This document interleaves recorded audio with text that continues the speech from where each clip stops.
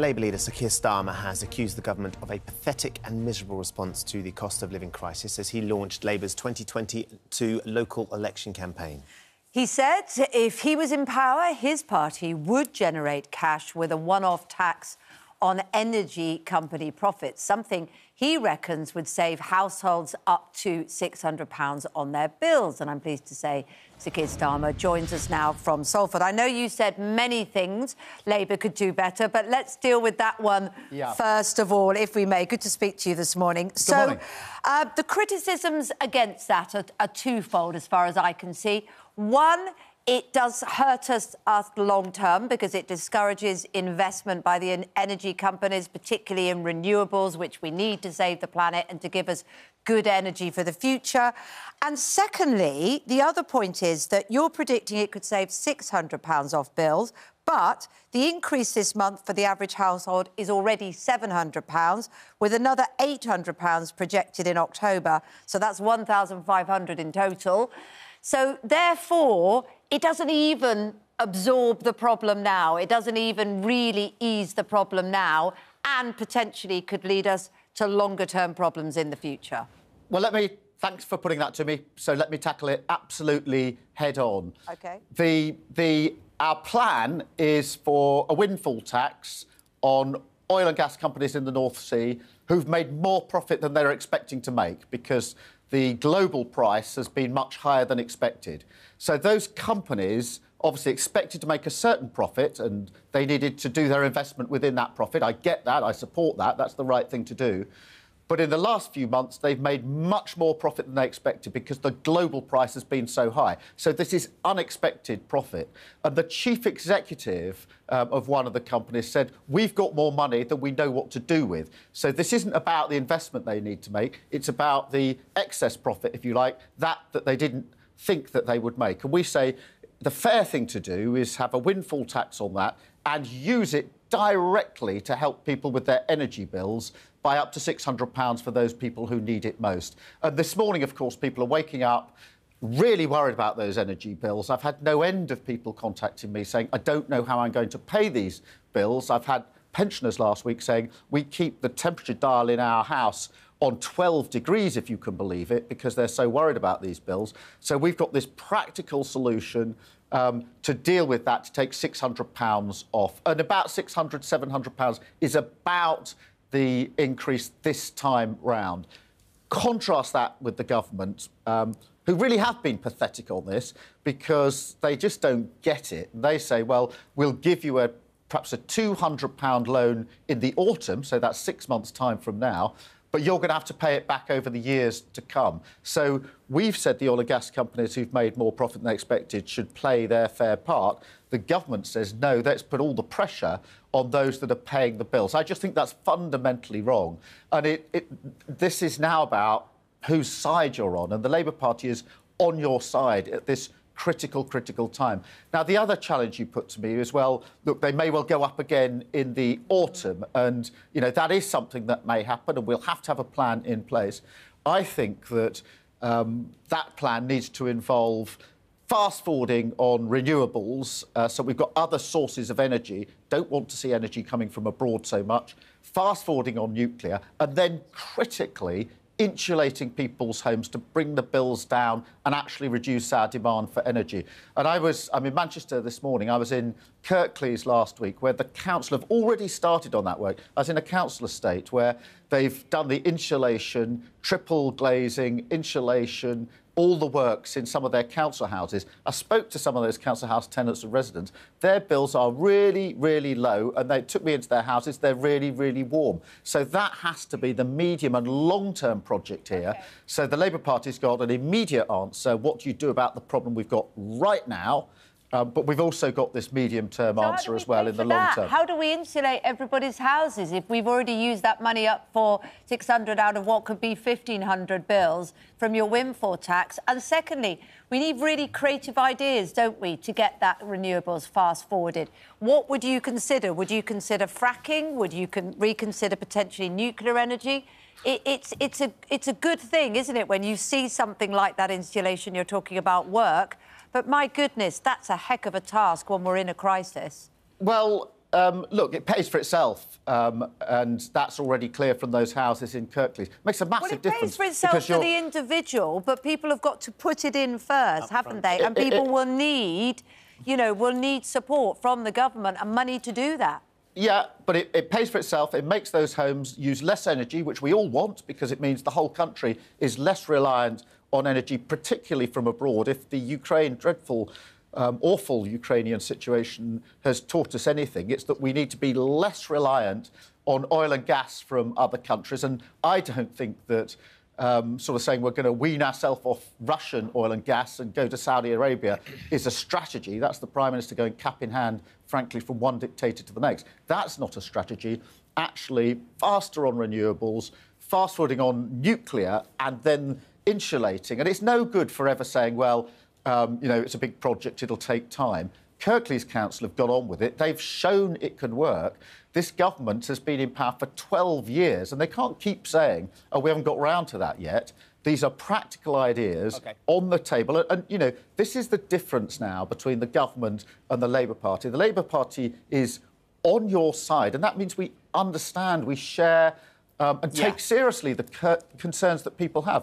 And I can't tell you how worried people are this morning about Keir having Starmer, to pay their bills. We are in touch with our viewers regularly, and we had Sharon on earlier. We know exactly what they're going through, as do you. Yeah. And, of course, it's always easier being in opposition, isn't it, when you're not having to juggle the balance sheet and make everything work for everybody. Well, I accept that, but the challenge to me always is, well, you keep saying the government is pathetic. What are you going to do about it? That's the proper challenge. I accept that. And so here I'm saying, well, here's the practical plan. This is what we would do. So we've talked about what you would do with that. Let's talk about the national insurance rise, which is coming in a few days' time, isn't it?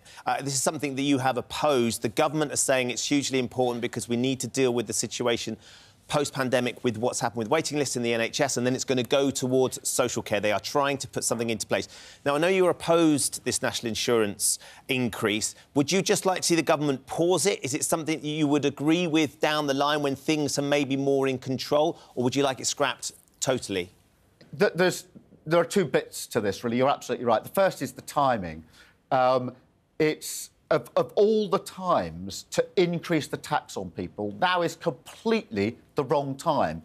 People are, fuel prices are up, food prices are up, prices through the roof, wages through the floor, energy bills going up today. The last thing that millions of people can withstand at the moment is taxes going up. So there is an issue about timing, and it's no good the government saying, well, it's all global issues. But also waiting lists are getting longer, and people are facing those crises with massive health problems that they can't get sorted, which is what the national insurance was intended to solve. Well, it was intended to fix, apparently, to fix social care. I find it very hard to believe that if £12 billion goes into the NHS to deal with waiting lists, that somehow that's going to magically convert into social care in 2 years' time. I actually don't think this is thought through from start to finish. It's totally, or can you see them, their time when something like that would be of value to the NHS, of value to dealing with, as Kate said, these extended lists that people are having to struggle with through the pandemic? Yeah, of course, we've got to get that funding in place. But we are coming out the back of a pandemic. We've got a cost of living crisis. And the last thing that millions of people and businesses need at the moment is an additional tax. Businesses, as well as individuals, are saying to me, just give us a break. Let us get on with rebuilding our business to make the profit so that we can get out of this pandemic and we can actually get back on our feet properly.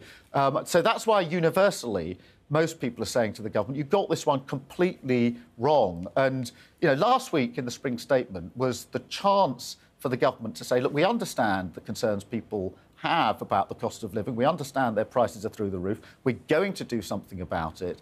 And their response was utterly pathetic. And I think that's why it's landed so badly for the government, so badly for the Chancellor. Well, Partygate has got pushed out of it, hasn't it? But one very quick question I want to ask you about. We know that the Prime Minister and one other person are going to be potentially named if they found to have broken the law. What about if Carrie has also broken the law in support of it? Where would you draw the line in terms of partners? Well, my general approach is that family members and partners shouldn't be drawn into politics. just because, you know, we're all in politics. It doesn't mean our family should be drawn into this. And in the past, when people have been attacking Carrie Johnson, I've said that's wrong because my focus is utterly on the Prime Minister. Having said that, I think for Partygate, it is important that we do know who is receiving fines. You know, these were rules that the whole country complied with. I mean, you know better than anyone. I mean, this was really, really hard for millions and millions of people.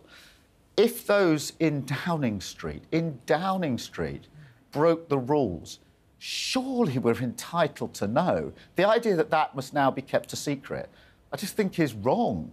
Everybody went through this. So I don't want to attack Carrie Johnson. That's the last thing I want to do. And I've in the past said that's the wrong thing to do. I just think there's got to be a degree of openness here. If there were parties in Downing Street and the Prime Minister's wife was involved in that and is fined, then we ought to know about that. I don't want to attack her personally, but I do think we're entitled to know who in the Prime Minister's home and office was breaking the rules. So with regards to Partygate, then you think it's fair. Can we just ask a question about Rishi Sunak, whose questions were asked about his partner, his wife, and an investment that she has in a company that has ties with Russia? He was very outspoken about the fact that he doesn't think that's fair. She's not involved in politics. She shouldn't be brought into it. Do you think he has a point there that actually that was unfair to put questions about his wife's investments in Russia to the Chancellor? Well, again, same approach from me, which is family members should be kept out of this as far as possible and should be protected. And I would say that about the government, just as I'd say it about my own family. One, it's the same principle.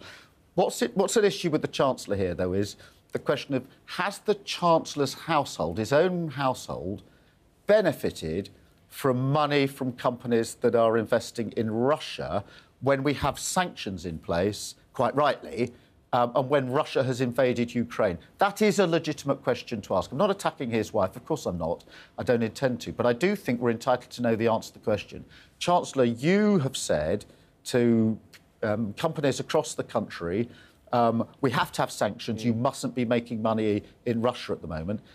Has his household benefited, is it benefiting right now from money coming from Russia in the middle of this conflict in Ukraine? I do think that's in the public interest. That's not a personal attack on his wife at all. I think it is a question that's in the public interest for us to know the answer to. Because if the Chancellor's household is gaining money from some investments in Russia during the conflict, I think that's wrong. I think it's very wrong. And I think we're entitled to know about it. I actually think the Chancellor would help everybody if he just came clean on that and told us, because that would end any questioning of his wife's investments there and then. I imagine he'd probably quite want to do that if he could answer the question. I'd invite him to do it, and then this debate, in a sense, is settled one way or the other. OK, we're going to have to leave it there. Keir Starmer, thank you for joining us, and we know we've kept you a little bit longer than we should have, so we do appreciate that extra time. Thank you. Thank you very much indeed.